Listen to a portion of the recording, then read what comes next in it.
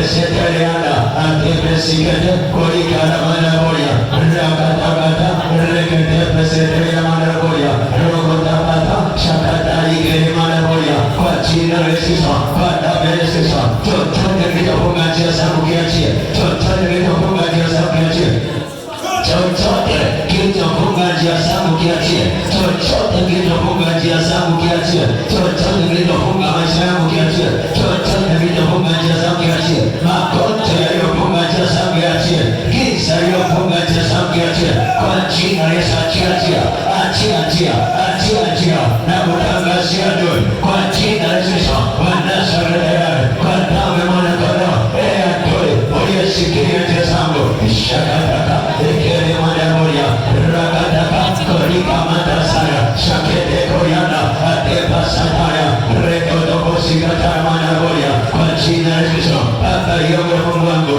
Nebo Sikataya, Quachina Resisa, Yakata Bataya, Aritia China, Korika Mata, Aramana Boya, Yekete Pasaya, Shakata Manaboria, Katika Chineso, Nebadameso, Quachineso, Quadameso, Quachineso, Quadameso, Quachineso, Quadameso, Hiroya Kisa, Hiroya Soya, Gia Sambo, Samamankio, Gia Sambo, Sakiu Toma, Gia Sambo, Sakiu Tome, Gia Sambo, Sakia Sara, Gia Sambo, Saforsa, Quachina, Yeso, Chioniareo, Achia,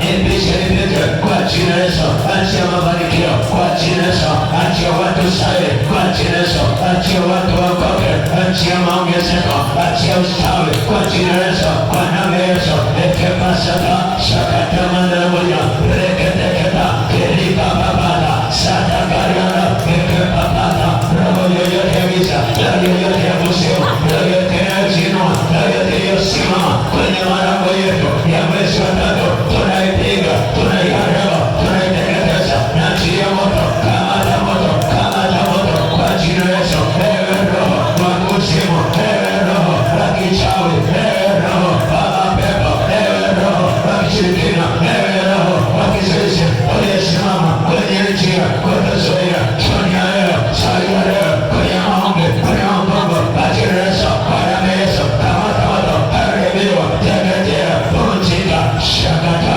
Sheketa, Pakata, Shakata, Pataya, Rekepa, Papapa, Sakata, Kerima Ravasana, Shekere Bonyamata, Shakata, Papapa, Shekere Bonyana, Yakata, Pakataya, Rikota, Pasataya, Yekepa, Papa, Shakata, Papa, Sekete, Shakata, Karababa, Tekete, Yakata, Pasekeria, Ikapa, Papa, Quachina Yeso, Quachina Yeso, Quachina Yeso, Quachina Yeso, Quachina Yeso, Quachina Yeso, China Simunguke, Ribo Sataya, Nazimunguachia, Nazimunguachia, Nazimunguachia, Nazimunguachia, Nazimunguachia, Nazimunguachia, Nazimunguachia, Nazimunguachia, Nazimunguachia, Nazimunguachia, Quachina Yeso, natumia mamlaka ya kinywa na moyo, Shakataya, Rekotabado, Orika Matati, Keke Pasataya, Ikapasikera, Ikamandaya, Rapapapaya, kwa jina Yesu, njia zote zilizofungwa, njia za maisha zilizofungwa, njia za kazi zilizofungwa, funguka tena, Ratabada, nazifungua, nazifungua, nazifungua, nazifungua, nazifungua, kwa jina Yesu, nazifungua, kwa damu Yesu, nazifungua, hizo njia za mafanikio, hizo njia za fursa, hizo njia za kazi, Shakataka, Repopopopo, Shakata, Rekedabaria, Shatamagata, Rekedebasaya, Shatatamana, Reposikataya, kwa jina Yesu, kwa damu Yesu, kwa jina Yesu, kwa damu Yesu, kwa jina Yesu, kwa damu Yesu, njia zifunguke, kwa jina Yesu, kwa damu Yesu, kwa jina Yesu. Shakatabala, mwaka wangu wa kurejeshewa, mwaka wangu wa kurejeshewa, yakatapasa, njia zifunguke, nipokee njia zifunguke nipokee, njia zifunguke nipokee, njia zifunguke nipokee, njia zifunguke nipokee, njia zifunguke nipokee, njia zifunguke nipokee kwa jina la Yesu, kwa damu ya mwana kondoo. Shakata balana yekete bosikataya. Huu ni mwaka wa kurejesha, huu ni mwaka wa kupokea, huu ni mwaka wa kusonga, huu ni mwaka wa kuzaa, huu ni mwaka wa matokeo kwa jina la Yesu, kwa damu ya Yesu. Malango yangu yafunguke, na yafungua, na yafungua, na yafungua. Funguka, funguka, funguka, funguka, funguka, funguka, funguka, funguka, funguka, funguka, funguka kwa jina la Yesu. Shaka balaya, jende matopesa, lika baba, soko tabana baya, lika mata basikata. In the name of Jesus, in the name of Jesus, in the name of Jesus, in the name of Jesus, in the name of Jesus. Kila njia zilizofungwa zinafunguka. Hebu sema kwa jina la Yesu. Kila njia zilizofungwa kupitia mfungo huu, njia zangu zinafunguka katika jina la Yesu. Sema ninatamka kwa mamlaka ya jina la Yesu, kila njia iliyofungwa kichawi, sema kwa damu ya Yesu naifungua. Sema amen. Naomba nikufundishe kwa dakika 20. Alafu tutaendelea na maombi ya kufungua njia zetu zilizofungwa kwa damu ya Yesu. Kitabu cha Ezekieli sura ya 47 mstari wa 12. Kitabu cha Ezekieli 47 mstari wa 12. Biblia inasema hivi: na karibu na mto, njia ya ukingo wake upande huu na upande huu, utamea kila mti wa chakula, ambao majani yake hayatanyauka wala matunda yake hayatatilika kamwe. Utatoa matunda mapya kila mwezi, kwa sababu maji yake yatatoka mahali patakatifu, na matunda yake yatakuwa ni chakula, na majani yake yatakuwa ni dawa. Anasema utatoa matunda mapya kila mwezi, kwa sababu majani yake yatatoka mahali patakatifu. Leo nilikwambia nitakufundisha jinsi ya kufungua njia zako. Jinsi ya kufungua njia zako. How to open your doors.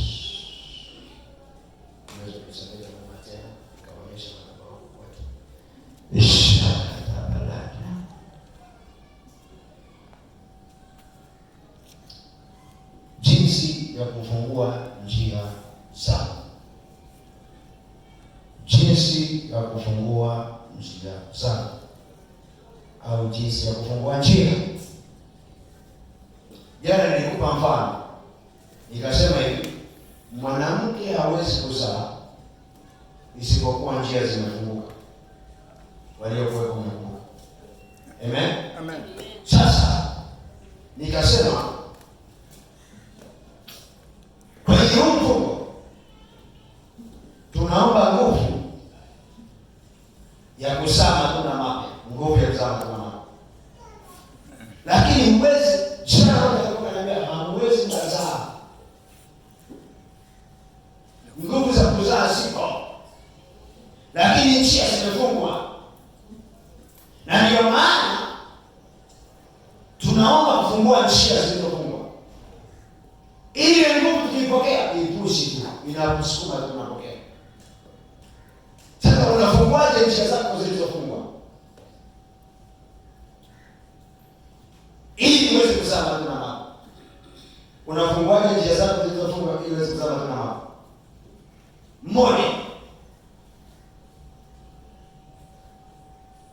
nilisema kuwa na maombi yenye bidii na mwendelezo. Kwa maombi yenye bidii na mwendelezo tunafungua njia zilizofungwa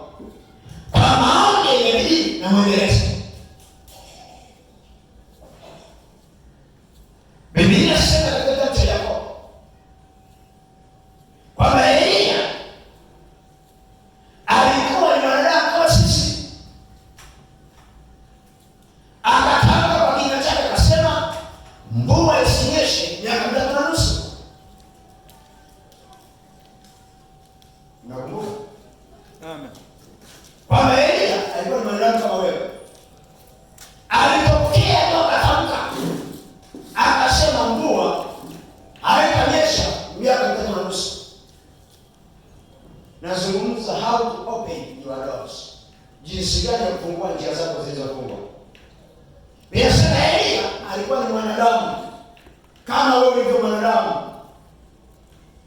Anakula chakula kama unavyokula, anaongea kama unavyoongea, ana miguu miwili kama wewe, ana macho mawili na mikono miwili, lakini aliweza kutaka na vitu vikitokea. Alisema mvua isinyeshe na ilinyesha. Maana yake hata wewe leo unaweza kutaka jambo fulani lililofungwa kwenye maisha yangu lifunguke. Amen. Ila masharti uwe na maombi ya mwendelezo. Uwe na maombi yaliyojaa mwendelezo na bidii ndani yake. Elia alipomwambia Ahabu kwamba ewe Ahabu, mvua haitanyesha miaka 1.5. Biblia inasema Elia alienda kujificha kwenye kijito cha Kereni. Akaanza kutunzwa na mwanamke mjane, akikesha na kuomba. Tena alikesha na kuomba kwa bidii. Baba, kwa jina la Yesu, mvua haitanyesha kama nilivyosema. Baada ya kusema nitafungua biashara, nitakuwa mfanya biashara mkubwa, rudi kwenye maombi yenye bidii, anza kuendelea kuomba. Naongea na mtu mmoja general. Amen. Unapozungumza ili njia zako zifunguke. Njia haziwezi kufunguka tu. Njia zinafunguka taratibu, mwisho utajeni kwa kubwa. Lakini atakapokuuliza hivi ilikuwaje ukaolewa? Naambia mwenzangu nilisukua goti. Ilikuwaje ukawa na hiyo lugha? Mwambie mwenzangu sio rahisi. Ilikuwaje kamiliki pesa? Mwambie pesa haimiliki kirahisi. Sikuenda kwenye betting, nilienda kutafuta. Ile ni sala na kazi. Maombi yenye bidii na mwendelezo. Kuna watu wengine wana bidii, kwa mfano, mwanzo wa mabua wana bidii. Hapo nashangaa. Ila uko moto uitwao moto wenye kuni iliyoshiba. Ukichochea ukuli kesho na kutabari wako. Kesho unachochea tena. Kesho unachochea tena. Nakwambia huu msitu utaungua tu. Nakwambia huu mchawi ataanguka tu. Mtu anamwambia, utakufa wewe. Utakufa, mwambia sikiliza. Sitakufa bali nitaishi na utakufa wewe utaniacha. Kesho kirudi mwambie nilidhani kwamba usiku leo hujaamka. Kumbe bado uko haikumbuka au utakufa wewe. Kesho mtu anamwambia utakufa wewe usichezee mimi lokole. Kesho mtu anamwambia bado nipo namwambia utakufa. Yaani wakati mwingine sisi tunamtia wazi lakini ukimwona tatizo unamnyesha wewe. Taonana. Tutajua mimi na mishi. Alafu kurekebisha hapa shaka Maria toa. Lazima toke. Maombi yenye bidii na mwendelezo usababisha njia za mtu kufunguka. Kwa hiyo shaka no. Mimi unaniona hapa niliwahi kuombea ombi moja miaka 7. Miaka 7. Hapa kwa jina la Yesu Kristo. Jambo fulani litokee. Mwaka wa 7. Nilianza kuomba 2010. Nakumbuka kama 11. Nikatimia 2017. Ungekuwa wewe. Tangu Januari umeshaomba maombi mangapi? Miezi tu mitatu umeshabadilisha kwa point. Hiyo roho ishike kwa jina la Yesu. Amen. Lazima uone kwa mwendelezo kitu kitokee. Sema mimi na kama leo. Amen. Lazima uanishe kuomba tena kwa bidii na mwendelezo. Isiwe bidii ya mabua. Isiwe bidii ya koti. Isiwe bidii ya ukimwona mchungaji anasema mchungaji sipokea simu yako nilikuwa naomba kumbe uongo ulikuwa na chati kwa kwenye TikTok. Isiwe bidii ya kwamba mume wako unajua anakujenga saa 4 usiku. Saa 3:55 unaanza kunena. Yesu. Nionekania akija dirishani akisikilizia. Kama wanazungumza wawili huko ndani. Nilikuwa naomba umeanza kuna bidii. Kumbe ulianza kuomba saa 3:52. Yeye akaja saa 3:59. Yaani dakika 4 zile tutapaswa umemtelekeza kwamba niko kisiani. Yaani mtukuze niko kizuiani siku yako. Wewe ndo unaanza kuona. Ile sasa mke wako na kumbe kutwa nzima ushio kwenye ule. Maombi yenye bidii na mwendelezo ni ya kurasimisha au ya achia na sana. Amen. Maombi yenye bidii na mwendelezo ni ya kuamrisha mbingu mpaka mbingu zisikie. Anasema bisheni nani mtafunguliwa. Sio kubisha mara moja. Nenda mbinguni asubuhi, nenda mbinguni mchana, nenda mbinguni jioni, nenda mbinguni usiku kishutuka tu kwa chini ya Yesu. Kwa jina la Yesu. Lazima wewe sifanye mbingu kuwa sehemu ya mwenye chumba chako. Naongea na mtu. Fanya mbingu kwa mwenye chumba chako. Hii ni how to open your house. Jinsi gani ya kufungua mbingu. Jinsi gani ya kufungua njia zako zilizofungwa. Ili ufungue njia zako zilizofungwa. Jifunze kuwa na maombi mwendelezo. Watu wengi ambao Mungu amewaahidi huko hapa na ahadi kubwa za Mungu. Unasema nikilala najiona niko kwenye ndoa kubwa. Nikilala najiona niko kwenye ndoa. Nikilala najiona mimi ni tajiri. Nikilala najiona ni mfugaji na sukuma ng'ombe na swala ng'ombe. Nikilala najiona nina mashamba makubwa sana ya mpunga. Ni kweli kabisa wewe ni mkulima mkubwa ndani, ni kweli kabisa. Ni kweli wewe ni mwimbaji wa kimataifa, ni kweli. Wakati unaona hayo maono, yeye anaona ni kimba watu wanabarikiwa kabisa. Ni kweli, lakini haikatokea kama hauna bidii ya maombi na mwendelezo. Na kwambia hivi watu wengi nenda kayaulize makaburi. Watu waliokufa na ndoto zao na hazitimia. Anasema wewe ningepewa mwaka mmoja. Anamwambia imetosha. Wapendwa katika Bwana, tumepewa muda mchache wa kutimiza kile Mungu alichoweka ndani yetu. Hatuna mji uliomo. Tunakwenda kwenye mji mwingine Yerusalemu. Lazima muda wako uliopewa kama ni miaka 70 timiza miaka 70. Hakikisha naomba bila kujihurumia. Hakikisha na mwendelezo. Nitafutia mtu anayeomba prayer point 15 kwa wiki moja. Hata kaka kaniko. Nitafutia mtu ambaye tumeanza Januari. Aniniletea malengo yake huko madhabahuni hapa. Yale malengo yeye niandikia Januari hapo madhabahuni. Sio mpaka nimeisha kwa hapo madhabahuni. Mimi nikipata muda natamka jina kwa jina. Siombei msisitize tunaombea fufora mrocho na waambia jana kuombea. Maombea kwa hapo. Ila sasa unashangaa maombi yote madhabahuni kule nyumbani bishabalisha prayer point. Baba kwa jina Yesu nipe biashara, nipate biashara nyingine. Mwezi wa 3 nimeshasema Mungu naona kama biashara imechelewa, nipe kilimo. Mwezi wa 5 naona kama kilimo kimechelewa, nipe kazi tu chini. Yaani unamuuliza kazi gani mama? Kazi yoyote. Nimemwambia kazi au usiyoelewa. Tumesema kazi yoyote. Ameshasahau malengo yake. Maombi yenye bidii na mwendelezo kufungua njia. Uandike hiyo point kama wewe unaandika ulimtandakari. Maombi yenye bidii na mwendelezo kufungua njia. Ukiwa unasikia point 5 andika. Maombi yenye bidii na mwendelezo kufungua njia. Kumbuka neno bidii. Kumbuka neno mwendelezo. Asifiwe Yesu. Amen. Na nimesema mwendelezo unafichwa kwenye uvumilivu. Kwenye tunda la Roho nimefundisha Jumatatu. Kwamba tunda la Roho mojawapo ni nini? Ni uvumilivu. Ukiona mtu hawezi kuvumilia Mungu na hisi kuchoka, binti mmoja ananiambia, "Vipi baba? Mimi nimeshachoka. Ikiwezekana tu mwanaume yeyote akitokea." Kuna mtu yeyote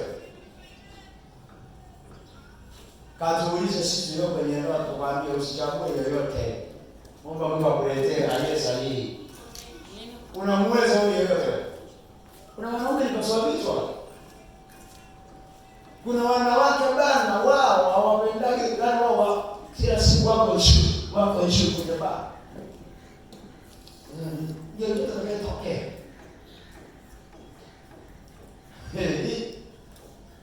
Unaweza kumuona unasema yani huyu ni jeupe dawa. Siku akijipiga miaka apigalisha uruko kwa weusi mtakatana. Maana yake maombi yenye bidii na mwendelezo kufungua njia. Hakuna kinachoweza kufungua njia pasipo kuwa na bidii ndani yake. Njia za mtu zitakazofunguka. Biblia katika Mithali 22:29 anasema wamuona mtu mwenye bidii katika kazi zake, huyu hatakaa pamoja na wasio cheo, atakaa pamoja na wafalme. Maana yake bidii ya maombi ndio itasababisha njia za mtu zifunguke. Bidii ya maombi itasababisha biashara zifunguke. Bidii ya maombi itasababisha fursa zifunguke. Bidii ya maombi itasababisha zile watu sasa Mungu amewaandaa wafunguke. Kuja kuchoka. Bisha leo, bisha kesho, bisha mwaka ujao, usisumbue mbingu kwa maombi. Mbingu zinasikia. Elia alipoambiwa miaka 3.5 mvua haitanyesha, hakuachia hapo, aliendelea kuomba. Unapotambua kwamba mume wangu atapata kazi, watoto wangu watakuwa fulani, maisha yangu yatakuwa hivi, usitamke tu kufurahisha. Tamka wazi, tamka na siri. Tamka wazi, tamka siri. Tamka wazi, tamka siri. Tamka wazi, tamka siri. Mimi nikiwa ndani yangu najisemea mimi sio mtu wa kawaida. Siwezi kubaki wa kawaida. Sitabaki hapa nilipo. Hivi maisha yangu ya siri ndivyo ninapokuambia. Na waambiaga na nini nionage hivi. Sio wewe hata mimi tutanamwambia niangalie hivi kwa muda, nipe muda. Na naambia mimi kanuni yangu iko pale pale, sina haraka. Lakini the time is coming. Kwa nini? Mtu aliyekwenda kupanda mbegu yake mahali pa mbolea anachua iko siri tauti, na ikiota ishi hapo anaendelea kuimwagilia, anaimwagilia tena, anaimwagilia na tena, anaimwagilia, anaipalilia, anaisafisha, mwisho za anapeleka sokoni. Maana yake huyo mtu amekuwa na kitu cha bidii kuendeleza. Haleluya. Amen. Jambo la pili, tumia damu ya Yesu Kristo kama sehemu ya kufungua njia zako. Jifunze kuielewa mamlaka ile ndani ya damu ya Yesu kama ufunguo wa njia zako. Sikiliza, popote na popote damu ya Yesu itakapotamkwa kwa bidii, adui lazima kimbia asije. Narudia, popote na popote damu ya Yesu Kristo itakapotamkwa kwa bidii na kwa imani, adui lazima asije. Damu ya Yesu na tabia ya kunena mema. Kama Mkristo uliokoka, kama mama uliokoka, jifunze kuijua mamlaka ya damu ya Yesu. Kwa mfano, wewe uliye na biashara, nakupa sasa hivi. Wewe uliye na biashara, anza kujua njia ambazo wateja wako wanapita. Uelewe kwamba hii njia na wateja wako wanatokea. Hii njia wanatokea. Hata muda pita kwenye zile njia sana unanyunyiza damu ya Yesu. Na njia damu ya Yesu kwa imani. Kwa imani. Kuna wateja wengi watatokea kwenye hizi njia. Utashangaa kama wanasipata wateja. Jifunze kutumia damu ya Yesu Kristo. Na isiwe siku moja, iwe mara kwa mara kwenye biashara yako. Iwe mara kwa mara kwenye kile ambacho unataka Mungu afanye.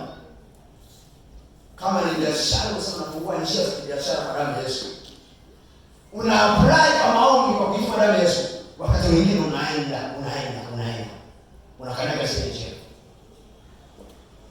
Utashangaa kama usielewe kutokea. Kama ni kwa kwenye familia pale unaona mambo yaeleweke kama nyumba kupanga. Sikiliza, niuliza damu ya Yesu. Zunguka na nyumba. Niwewe kusikia ushuhuda wa kijana mmoja anasema alihamia nyumba moja ikawa inasumbuliwa na kunguni. Kumbe wale kunguni na kishago. Alichokifanya ile kijana akasema, akasikiliza ile kwamba tumia damu isifungua malango yako. Akaenda akasema kwa imani inaizunguka hii nyumba hata sio ya kwangu, na ashiria damu ya Yesu, damu ya Yesu, damu ya Yesu, na kwa damu ya Yesu, damu ya Yesu, damu ya Yesu, na iachilia, damu ya Yesu, na iachilia, na imwaga kwenye nyumba. Nikiwa chochote kilichozuiwa kwa damu ya Yesu ninafungua, kwa damu ya Yesu ninafungua. Mara ya kwanza akazunguka, akapiga, akaharibu kwa damu ya Yesu, kwa imani. mara ya kwanza, mara ya pili, mara ya tatu, mara 7. Akasema amen. Katika sadaka yake anakuambia ameenda kazini night, asubuhi anarudi alikuta rundo la mbinguni limejaa pale kwenye shuka. Akasema asante Yesu, tangu hapo ghafla yule mwenye nyumba akaanza kufikiria. Akasema hata kwenye inshallah mtumia. Maana tumia damu ya Yesu Kristo kufungua njia. Asiwe Yesu. Amen. Wewe ndio ushuhuda mwingine. Kama sio wakati ni wakati. Kuna mazingira fulani hapa yalikuwa yanasumbua. Baba mmoja anapiga mpaka usiku. Mungu kaniambia isumbuke hiyo. Achia damu yangu, nitafanya kitu. Akanipa neno la ufunuo kwa ile nikaizunguka. Ninaanzia damu ya Yesu. Ni swala la muda tu. Alioniona sema mchungaji, ukokoka unachanganyikiwa kweli. Ni vizuri ukachanganyikiwa uko unajua unachofanya kama kile kinatokea. Nilipomaliza ile sura ya 7 nikasema amen. Nitakuwa na sadaka. Haipo ninapozungumza leo. Haipo. Yaani ninapozungumza hivi na wewe haipo. Mimi nimekwambia hivi, niona hivi. Nikiamua jambo langu, ukiona hajafanikiwa, nishakuwa kama kwa yatima. Ukiona hajafanikiwa sijaamua, nikiamua hata kama ni miaka 10 natembea nao. Hata kama ni miezi 2 niko nao. Naweza nisitangaze kanisani niko nalo. Nikitangaza niko nalo. Something will happen. Kuna mtu mwingine anasema tulitangaza swala la gari, sikiliza. Swala la gari mimi bado niko nalo na nitakuja hapa. Yaani hautaelewa itakojaje. It will going to happen here. Sema amen. Madamu Mungu ameshanipa maelekezo mimi nafikiri. Naendelea kusumbua Mungu swala la usafi. Ulisema wewe, sikusema mimi. Tulishakubaliana. Sina. Kwanza na Mungu zangu naweza nikakimbia nikatembea nikaondoka. Sina interest na gari. Ila kwa sababu ya Bwana nitakuja. Ili nimtukuze Bwana. Yaani kuna vitu vingine Mungu atakavosema ili vile kumtukuza Bwana itumikane. Unajua kuna vitu vingine hata Mungu akupe ili mtukuze yeye. Maadui waseme kwa kweli aliyetenda ni Bwana. Amen. Hilo ukitaka kwa mataka yako utakuja. Tumia damu ya Yesu kufanya mapinduzi mahali ambapo njia zimefungwa. Na hiyo damu ya Yesu apply hiyo damu kwa imani. Hiyo damu ya agano jipya. Damu imanikayo kwa ajili ya wewe. Nikupe kwa njia tatu ili tukimbia angalau nipata muda atakuja kusoma na vipindi vingine. Kwa sababu nataka tuombe. Pointi namba 3. Tengeneza moyo wako. Fanya matengenezo ya moyo wako. Sikiliza kwa mimi. Moyo wa mtu ni kisima cha kuzalisha vitu vitokee kwenye maisha yako. Moja kitu ambacho adui anashambulia kwenye maisha ya wanadamu ni kusababisha moyo wako uanze kuhuzunika. Ni kusababisha moyo wako uanze kuona haiwezi kutokea. Ni kusababisha moyo wako uanze kushuka. Ni kusababisha moyo wako uone mambo ya imani ni mambo ya kawaida. Huku ndani ya moyo. Nikwambie jambo mmoja, sikiliza nikwambie kwenye ibada ya leo ya maombi. Ukiona ndani yako unataka kufanya jambo moja unakataa. Kabla hujalifanya rudi kwa Mungu. Kwa sababu moyo ni mashine ya kuzalisha vitu kutoka kusikoonekana kuja kunakoonekana. Wewe ni shahidi. Ulishataka kufanya biashara. Uliposikia moyo ukikataa ukaifanya ikawa. Kwa sababu ndani ya moyo wako au kupata msukumo wa hilo jambo. Sikiliza, kisichotoka kwenye moyo hakiwezi kuleta matokeo mwilini. Ningekuwa mimi ningewekea neno la milioni kwa wiki. Kisichotoka kwenye moyo hakiwezi kutokea mwilini. Mimi nimeona wanawake ambao wamefanya mambo makubwa sana. Kwa sababu maamuzi yake kwenye moyo hayakutoka kwenye bwana anajua mwanamke akiwezeshwa anaweza. No. alisimama akajifunga kibwebwe, akabeba zege, akaenda kufanya kazi kama ni zaidi, akaanza kumeki hela na kufanya kitu kikaonekana. Ila wanawake ambao ni nyanya, asiwepo mwanamke nyanya kwenye ibada ya leo. Mwanamke aliyesema hata kama mwanaume hajafanya kitu kinafanya, anajifunga tu anasema injili bado hapa. Hakika nakwambia, nimeona wanawake ambao yani tabia zao ni wang'ang'anizi. Anasema ndoa hii afe benki afe kipa atuachane. Mwanaume anaporuka tu anasema atuachane. Mwanaume akijaribu kuchelewa anajaribu kujifanya kama vipi yani ameleta mwanamke ameweka kwenye kitanda shuka na shuka na analala yule mwanamke na mwanamke analala pale chini anasema baada ya kumwambia ninashukuru kesho napanda kitandani. Ananyima msosi na hela sipo, anaenda kwa msosi na anarudi kwenye ndoa yake. Anasema lazima kwa sababu kile kidogo ni mwana. Huyu mtu ana mambo mabaya. Maana yake kuna kitu kimetoka kwenye moyo. Mamlaka ya moyo. Kwa sababu kimeumbika mahali usipoona. Kwa nini hivi tunashindwa kuona dunia maendeleo? Elia aliposema neno kwa mamlaka niliyopewa kama nabii wa Elia, mimi ewe Ahabu mfalme, mvua ile ilishatoka na nasubiri leo ndio kwenye moyo. Alipogeuka akaachana na Ahabu mfalme. Biblia inasema Mungu akamweleza nenda kwenye kijiji. Utakutana na mwanamke mjane atakuisha. Hakwenda kuisha na mwanamke mjane anaenda kuomba. Kila kitu kinasema ayomba ndani ya Yesu. Sijajua alikuwa anapiga magoti kiasi gani. Sijajua ayomba kiasi gani sana. Kama nilivyosema haitakuwa na inatokea. Wapo watu kama tuna nabii Mikaya. Alimwambia mfalme, ukienda vitani, ukirudi, Bwana kuniita, ukirudi. Yule baba akaanza kwamba, hebu mchukue mfunge na mpe chakula kidogo. Anasema, na hiki chakula kidogo sitaki. Naomba kufunga huko gereza. Nataka bwana asirudi. Akirudi Bwana kuniita. Kitu kimetoka moyo. Wapo watu kama kina Daniel, shedo pesi kina Daniel wakapelekwa Babeli. Walipofika kule wakaanza shule. Wakaanza kupigwa elimu ya Babeli.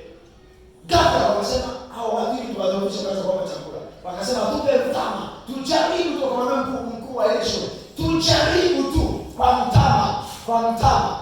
Tulikula mtama kama wao tukanenepa kuliko. Maana ni aliyemaanisha moyoni anaweza kana maanisha yeye tunasema kwa adhima hii ya masidano kupitia mimi nitafunga. Wewe unajionea.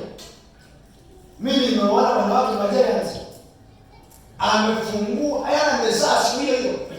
Nimekutana wanawake baba kajifungua siku hiyo anatoka nje anakuta anafanya kazi wiki moja anashika jengo. Ila wewe wa mchini unalisha mtoto miezi minne ndio anatoka nje. Tukikuita kwenye ibada nasema bado hauwezi kuacha. Unataka mambo yaone yake. Unataka mkabili mchana na sio watu wako wasome. Hapo anamwambia nitawala nyama na kweli utaliwa nyama.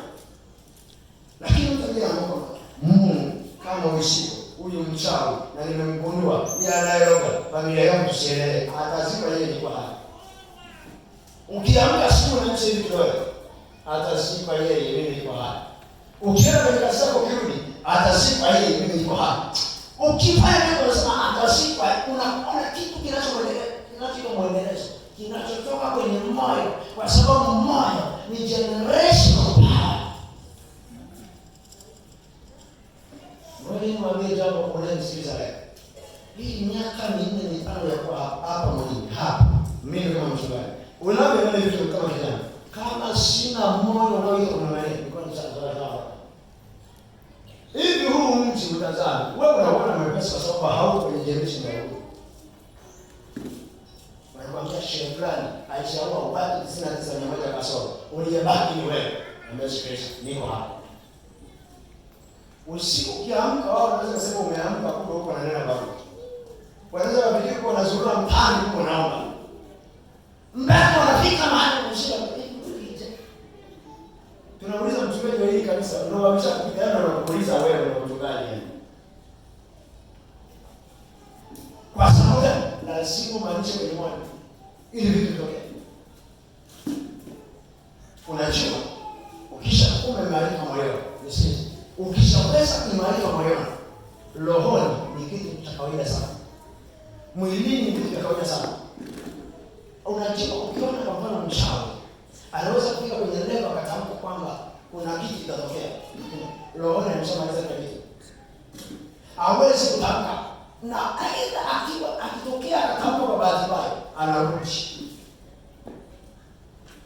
Mimi nimewashuhudia watu au hao wamekocha tena pale kwenye kusema wanawaita vijana wangu hapa, wanawaambia na wewe umekuja pale unajifanya unaomba, tunakusikia kwenye maiki, tunakupa muda, wanawaambia wale kusimama. Na mimi huwa najipendekeza, naendaga pale kutoka maji na wasiwezi, nimejipanga nisema hivi, siku akiniambia na pasua pale,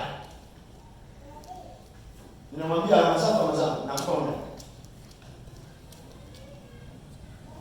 Nikutana na pasta mmoja kule Goma. Anasema wakati tumeanza kanisa, tajiri mmoja na gorofa pale. Tumeanza maombi ya asubuhi na kuja na kitabu. Takifunga hicho kikanisa. Na mtu anafanya chochote. Na ninakupa siku 7. Wewe tutakamilia asubuhi na gari yako. Nakupa siku 7. Wewe mchungaji wako kwa mshanisumbua sana.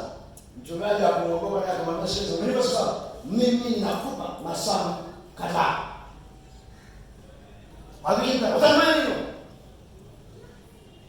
Wakati anajibizana pale, ile jamaa akachukua bastora kumshatua. Jamaa akainama. Ile bastora ikapiga hewani. Ile mchungaji akakimbia na yeye akaona. Ile jamaa akaenda kosa. Anafika ofisini kwake saa 2. Akamkutana na barua mezani, hauna kazi. Anarudi. Anapanda kopa. Amekuja tu njia panda ya mboga na gari. Gari ikanoke pale. Kunoki gari nchini ikambana.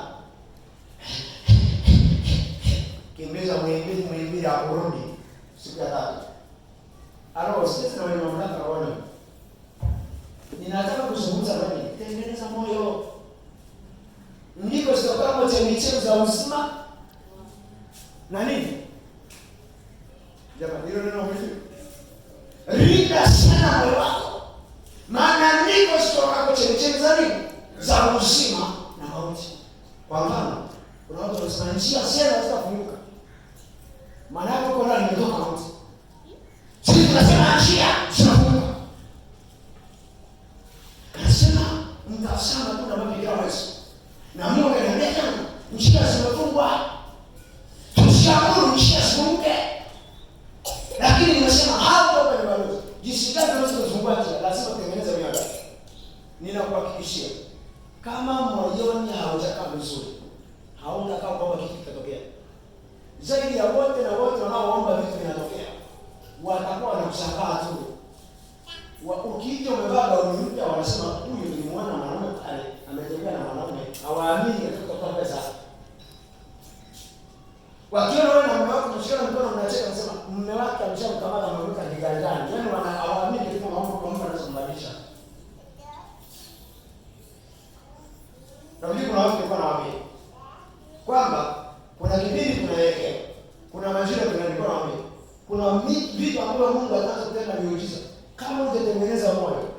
Kama ungetengeneza moyo, unaweza kusema au kuna labda mchungaji akumuona Jumapili, kuna mahali alikuja na uchawi kwa sababu ungetengeneza moyo wako. Hauwezi kuamini katika miujiza kama moyo wako hauamini katika miujiza. Hauwezi hata muujiza ukitokea unasema muujiza ni fake. Kama Mungu kitendo kile ambacho Mungu anakuza watu waliona vya Mungu wanaona, mtu anakuja hajazima siku zake miezi 6 anafunguliwa. Yule alikuwa anaumwa kansa ya zima na kansa ya kizazi kakauka. Kwenye hii madhabahu unayoona kama ni ndogo. Kwenye mama ambayo tunaomba mtu unatamka neno kwa hiyo mkoani. Unasema hiyo damu ikauke kama nilivyosema. Anasema nimeichukua hiyo mtumishi wa Bwana, nimeshakuwa. Juzi nilitoka kumwambia kijana wa kukopa, ameenda kupima, eti mapafu yamejaa maji. Nikasema hakuna maji na nimekausha. Na nikampa maelekezo siku ya 3 nenda kupima. Kwenda kupima, mbona mapafu yako shaka mtoto mdogo. Sisi tunayotuona, unajua ungefikiri kama miujiza, unajua wengine wanaweza kumwambia anaweza kaanza labda makosa. Sikiliza. Kuna watu wataponea kwa makosa ila kuna watu wataponea kwa Mungu. Amen. Sema mimi na kama unanielewa. Amen. Yaani makosa anapewa kwa kiti yake. Ila kwa mtu ataenda kwa makosa atagonga mama. Lengo ni kwamba aje aponee kwangu ili julikane na mimi naye Mungu kama yule naye. Unanielewa mtu? Lengo kutengeneza nyayo. Ili tutaka mamlaka hii itokee. Asiye sisi. Kuna matajiri ambao kupitia madhabahu, matamko ya hii madhabahu wanaweza kutajiri.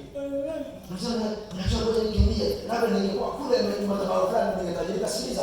Haihitaji kwenda kwenye hiyo madhabahu. Madam umeconnect moyo wako na hiyo madhabahu, kuna watu watapata kazi, kuna watu watapata vyeo, kuna watu watainuka, watazaa mapacha. Neno la kinabii linatimia juu yao. Amen. Sio ndio kwa hiyo. Ni wewe kuja umeandaa moyo wako. Neno likao chini. Ninamjua mtumishi wa Mungu. Kuna mafuta yamekuja nayo. Kuna jambo la Bwana. Kuna kitu kinakuja. Akitamka tu mimi ninataka. Ila wewe ukija moyo wako uko against na kile kinachoachiliwa na Mungu.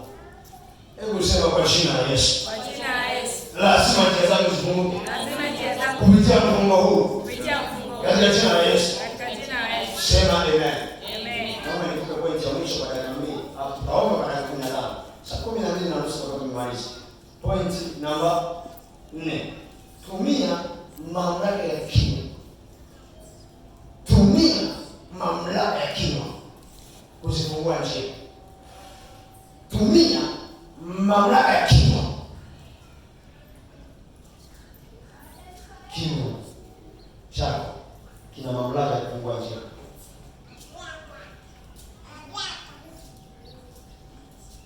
Mikaya alitumia mamlaka ya kinywa kumwambia nani? Mfalme Yezebeli. Hapo. Zidi Yezebeli hapo.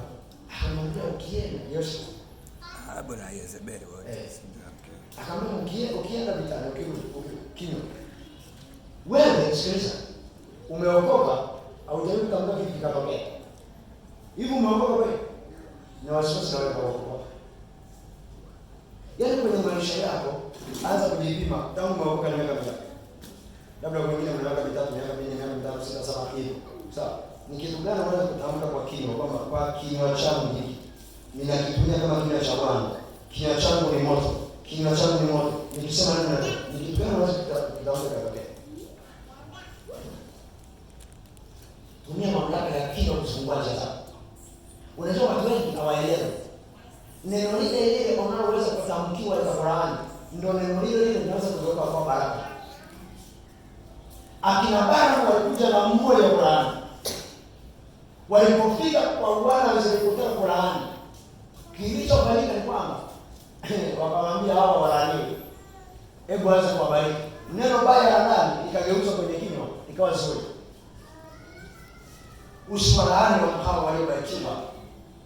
Wakaanza kuwabariki. Ni kitu gani uliwahi kutamka kwa kinywa chako? Kitabu cha Isaya 59. Mstari kuna 59 na nimeona anasema mimi ninayaumba matunda ya midomo. Kwake yeye aliyewahi na karibu ndani. Ninayaumba matunda ya midomo. Zaidi ya yote mtu akikwambia ninaumwa, mama yako yuko mkwani. Unaumwa nini mama? Kichoni mzuri. Mwambie pole, nenda hospitali. Acha ujinga. Mwambie kwa jina Yesu nakutamkia uponyaji. Ila wao wanasema tamuunganisha na mchungaji wangu. Na siku hiyo unakuja na kuna mtu yuko mlimani, atakufa huyo mama. Atakufa huyo mama. Utaanza kumlilia kama Martha na ndugu yake na Mariam. Hani Yesu ungekuwepo. Yesu ungekuwepo. Biashara yangu singekuwa. Yesu anamwambia Bwana mimi niko ndani yenu. Kwani namwamini? Hakuna kitu kibaya kama mlokole kwa siku za mwisho. Kila siku utaambiwa mama, manabii wa uongo, manabii wa uongo. Yaani mnacheza na manabii wa uongo. Kama kuna kitu fake, unajua kuna kitu original. Nikivaa kiatu kama hiki fake. Unajua kama hiki kiatu kama hicho bali. Hiki kiatu nilienda sura kununua. Wakaniambia viko viatu original ni rangi 30. Ila hiki fake ya mtu mtoto bali special siku chache nipo hapo nikachukua hii. Kimeshakaa na mama kimechoka. Hapo mtu mmoja afanye mambo yake. Sikiliza. Kuna feki, kuna uongo. Kinywa chako kinatamka mambo feki au uongo. Ni mambo gani yanayotamka kwa mamlaka ya kinywa? Kwa hapo. Mimi ninazo shida nyingi. Na ningependa kuambia. Ndani kwenye mamlaka za kutamka kubadilisha na kawaida. Kuna baba mmoja alimweka kaka yangu gerezani. Akamtengenezea kesi ya milioni 31. Kaka yangu alikuwa ni mhasibu wa chama cha kahawa kule nyumbani. Wakamweka ndani. Wakamtia ndani. Wakataka wafilisi, wadhamini wake wakawa ni kaka zangu wawili. Kwa hiyo wanataka wafilisi yale mashamba, wafilisi nyumba zao, wafilisi kila kitu. Hakuna kitakacho baki. Wewe unajua milioni 30 kitu wewe kitu kidogo. Yule baba ni tajiri na magari. Na mimi ndio siku nimeenda nyumbani kupiga mwaka 2020. Nikainua mkono usiku wa manane nikasema kama Bwana uishi. Mungu aliniambia omba kwa mwanzo wa kijiji kwa mwisho kijiji na Marisa. Nikasema atoboi rafiki mwezi wa pili atoboi. Yaani nikasema nikaamua mangaka kina naona. Nikakitumia kile nikaomba mwanzo wa kijiji. Nikaishia mwisho wa kijiji. Nikarudi nyumbani kalala. Nikainua mikono yangu mwisho. Na kuhakikishia imefika mwezi wa 10 kama mwezi wa pili tarehe 20 ilikuwa mwezi wa 12 mimi nimesharudi mjini nikasema itakuwa kama wala sio itakuwa kama wala sio nisikie kisukari imepanda Mungu akitaka kumuua mtu atafuta sababu kisukari imepanda tumpeleke hospitali ya wilaya hospitali haiko sababu tumpeleke Bugando sasa nazo wakapanda na ndege kaambia mtaburudisha ile inaweza na ndege wakati nasikia hiyo taarifa mimi niko na shaka hapa shida ya maana sasa kama visi sasa tengeneza mtu utamrudia mwenyewe. Mungu alitoa mfano. Alipoenda Bugando, mzee akamlisha sanduku. Nikasema kesi pale inaendelea. Kufanya tafiti leo mpaka ninapoongea alishazikwa ni mwaka wa 5. Kwanza amelala pale kaburini. Alichokifanya na zile mali za kaka zangu bado wako hai na wanaishi. Usicheze na mtu aliyeamua kutumia kinywa. Yesu atumia mali zake. Mimi nimesema sina akina Petro walisema hatuna kukupasha. But tuna fedha. We have something. Aliye na kitu kwenye mamlaka kinywa. Ni lini mtu anakwambia wewe ni biashara usifanikiwa? Na unasema ni kweli nilipogundua biashara kama hii. Hautakao utoboe ni kweli nilipogundua hapo kutoboa. Nakwambia hata usikomba lakini hicho kitu cha kuombea. Tumia mamlaka ya kinywa. Imarisha kinywa chako kiwa moto. Anasema uwafanye watumishi wangu kuwa miali ya moto. Uwafanye malaika zake kuwa pepo. Na watumishi wake kuwa miali ya moto.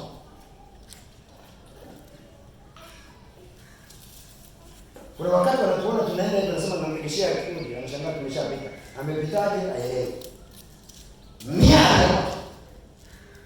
The spirit of fire. Kuna siku tuko kwenye madhabahu. Ninawaombea watu, niko kwenye maombi. Ninawaombea watu. Anakuja mwanamke mmoja asali hapo. Anawaambia, yaani wewe hakuna, huyu anawaambia uongo. Hamwezi kwa niko kwenye maombi. Nikamwambia Mungu ndio maelekezo kwa yeye akanipa maelekezo. Ili tosha tu nikaenda nikachukua udongo pale. Haikuisha siku ngapi? Mungu ampiga kwa. Nikamwambia nisaidie kushughulikia huyo mshahara sisi sasa hivi ili aone kitu tunaweza. Nisubirishe. Sikiliza. Ninazo shughuli ambazo kwa mbele kifanye hiki kinywa vitu vitokee. Kifanye kinywa vitu vitokee. Amen. Tunazungua njia kwa kinywa. Tunazungua njia kwa mamlaka ya kinywa. Anza kusema. Ngoja nimalize. Unatengenezaje kinywa? Takasa kinywa chako. Usiruhusu kinywa chako kunena uongo. Nimesema? Usiruhusu kinywa chako kunena uongo. Usiruhusu kinywa chako kunena mambo ya ovyo ovyo.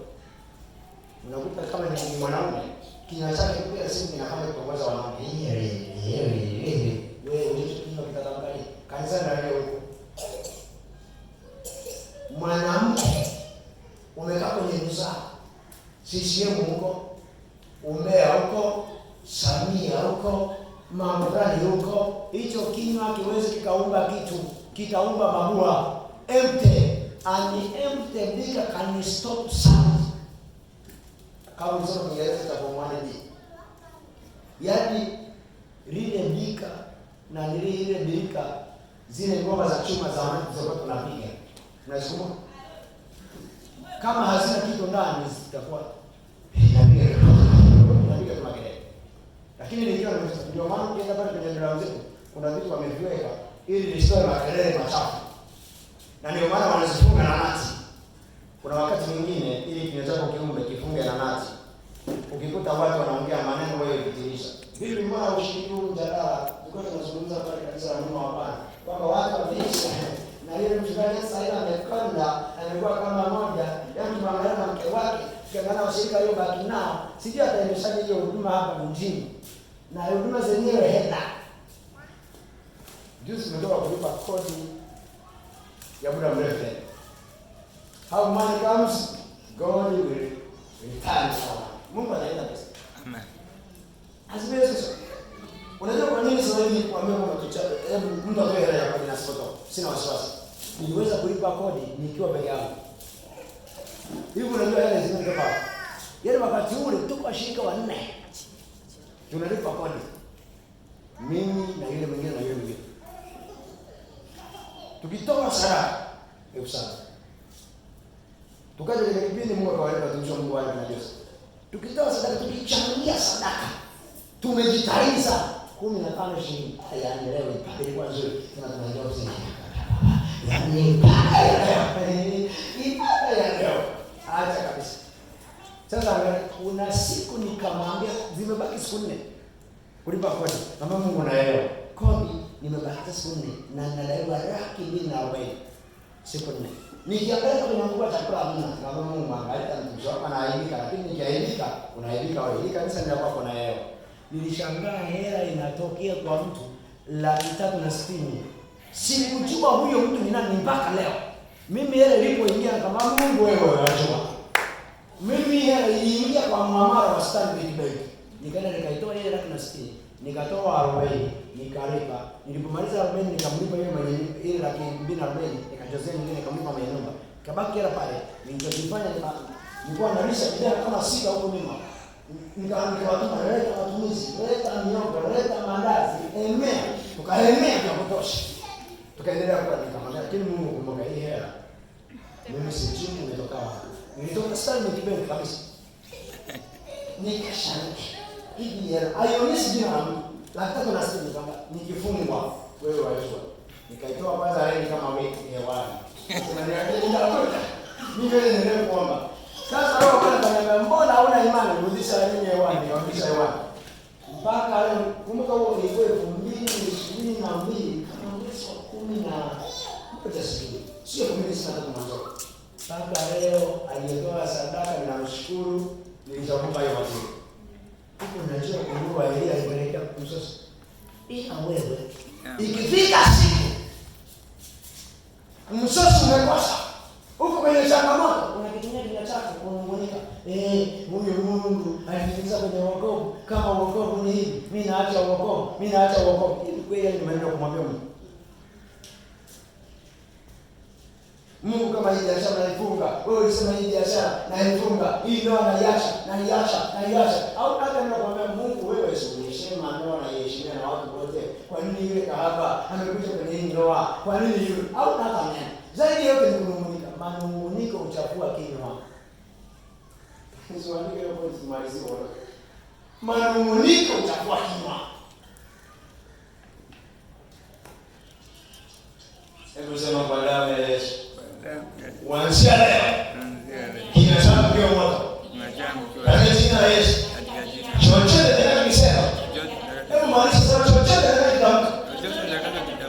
Njia zangu zifunguke. Kinywa changu na mamlaka. Sema kwa damu ya Yesu.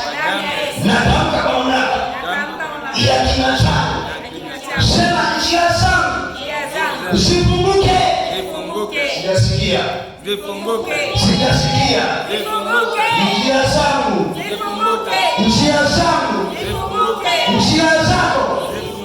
Njia za maisha yako. njia za biashara zako, njia za kazi zako, kwa mamlaka ya jina la Yesu. Sema amen na mchapie Yesu makofi mengi mengi mengi.